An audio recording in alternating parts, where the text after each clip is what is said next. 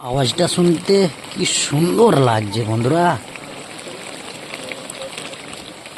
Last finishing এ কষার পরে কালারটা এত সুন্দর এসেছে। পুরো রান্নাটা দিতে পারলাম না বন্ধুরা, কেন আমার কাছে লোক কম, ক্যামেরাম্যান নেই। তো যাই হোক, একদম কষা কষা দেশি মুরগি মাংস রান্না হচ্ছে। আর তবে পুরোনো যুগের স্মৃতি, আমার উনুনটা খুব ভালো লাগে যে উনুনে রান্না হচ্ছে।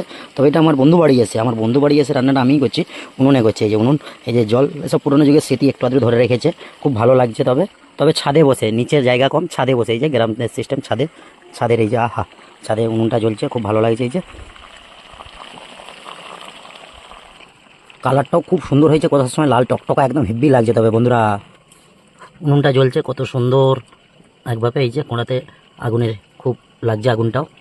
যে রান্না করতে করতে ছাদের মৌসুম, তারপর এই যে আম গাছে মুকুল ধরে গেছে, দেখতেও ভালো লাগছে, মুকুল ধরে গেছে। ওইদিকে পুকুর, নারকেল গাছ, প্রকৃতির হাওয়া, গ্রামের পরিবেশের সৃষ্টিটা খুব দেখতেও ভালো লাগে। এই যে টালির ঘর, পাশে আবার টালির ঘরও আছে। এই যে নারকেল গাছ, আহা, সুপারি গাছ, এইটা বাড়ি বাড়ি, উপরে বড় বড় বাড়ি সব। এই যে ছাদে কত সুন্দর দেখতেও লাগছে। কষা হচ্ছে, আবার একটু ওইদিকে ভিডিওটা করলাম, এদিকে করলাম।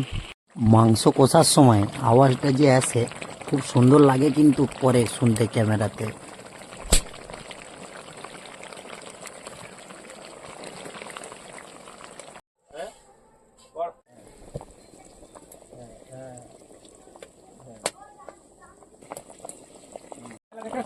গোটা দৃশ্যটা দেখতে মাথা খারাপ, আওয়াজটা কত সুন্দর লাগছে বন্ধুরা।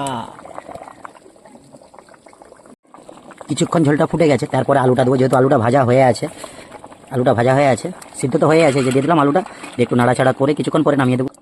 নুনটাও দারুণ জ্বলছে বন্ধুরা, ঝোলটাও খুব সুন্দর ফুটছে, কালারটাও লাস্ট ফিনিশিং এইভাবে এসে গেছে। তো আজকের মাংস রান্না কমপ্লিট।